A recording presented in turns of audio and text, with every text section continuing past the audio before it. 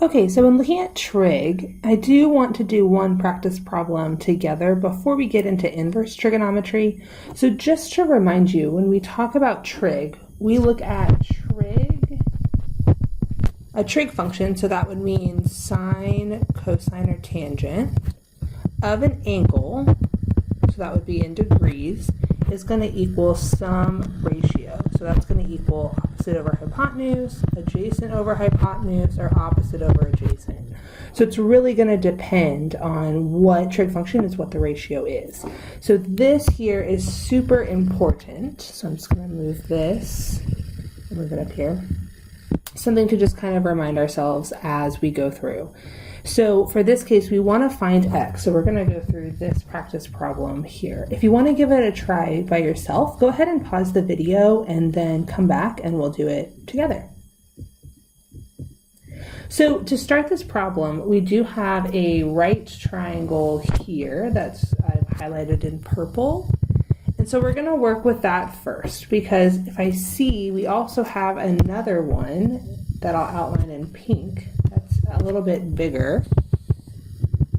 And so we need to know this piece here that I'll call y before we're able to even start finding x.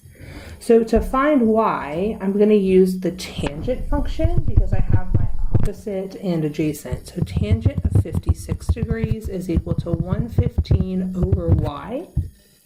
So I solve and I get y is equal to 115 over the tangent of 56.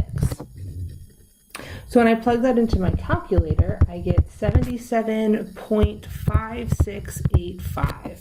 Now I want to keep that value because we're going to need it in a little bit, so just kind of hold on to that one.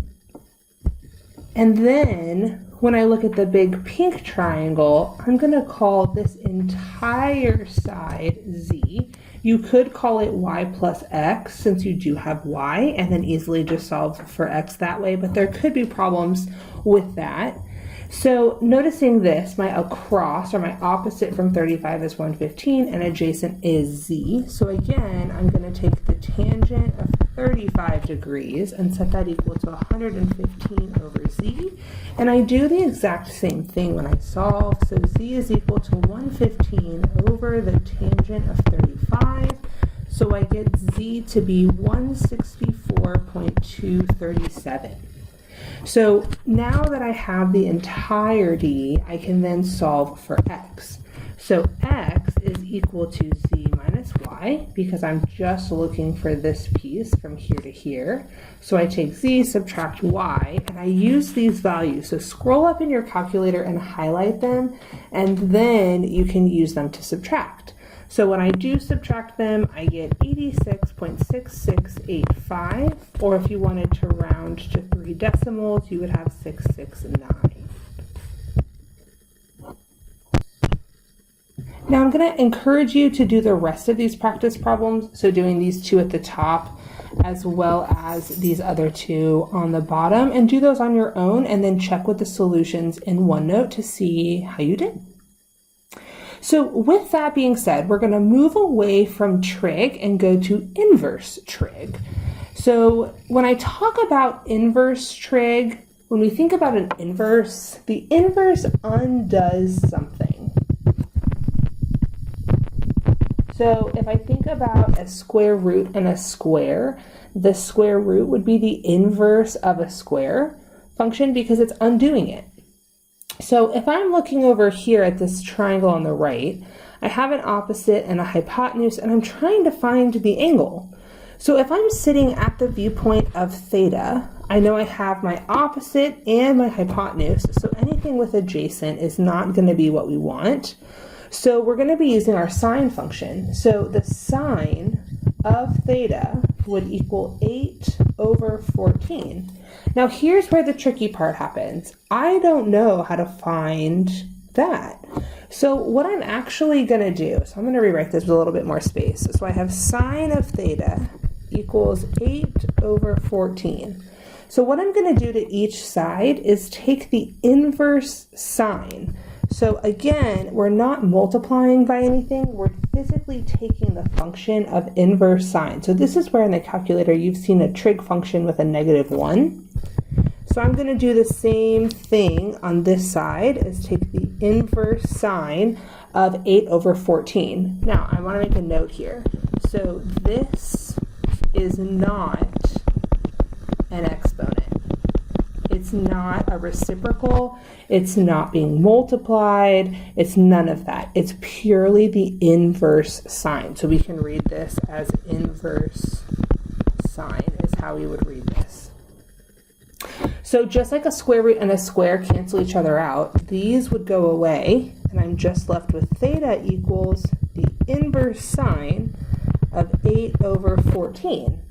And now, provided that your calculator is in degree mode, you could put this in your calculator and you would get theta is equal to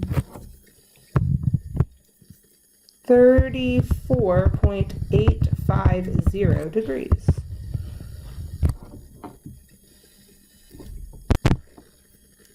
Now I'm just going to scoot over here for a second. Again, we talked earlier, trig of an angle equals a ratio. Inverse trig of a ratio equals an angle. So you could think about it as an angle equals the inverse trig function of some number or ratio. Okay, so these are the two that you want to make sure you're very clear on, that this is just regular trig, sine, cosine, tangent, etc. And this one's the inverse, so inverse sine, inverse cosine, inverse tangent. So why don't you guys try these next two example problems on your own and then come back and see how you did. Okay, so for the first one, you see that we're sitting up here at the viewpoint of x. So cosine of x equals the adjacent over hypotenuse, 109 over 134. We take the inverse cosine of both sides, so that's why the cosine has disappeared from the left. So this form right here is what we call calculator ready. And so I want to see the calculator ready form before you plug into the calculator, just to make sure you don't make any mistakes. So then you'll get x to be 35.567 degrees.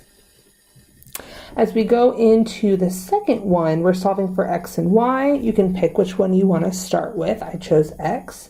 So I noticed I had my opposite and adjacent. So that would be the tangent of x is 23 over 31.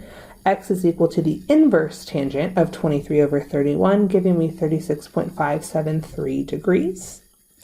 And then there's two ways that you can solve for y. You can recognize that we know that a whole triangle has 180 degrees. So if I sum all three angles together, I should get 180. Or maybe you recognize that x plus y should equal 90 and go from there. So as I solved it, I got 53.427 degrees.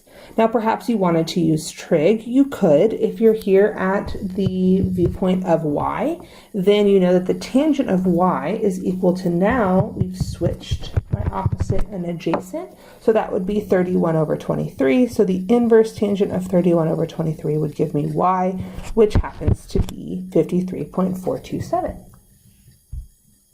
So now for this last one, I'd like for you to try it on your own and then see what you can do. Now just to double check your picture, we know that the basketball hoop is 10 feet high. We know that we've tied a string that is 12 feet from the top of the basketball hoop down to the ground. So that's why that is 12 feet as opposed to away from the bottom there.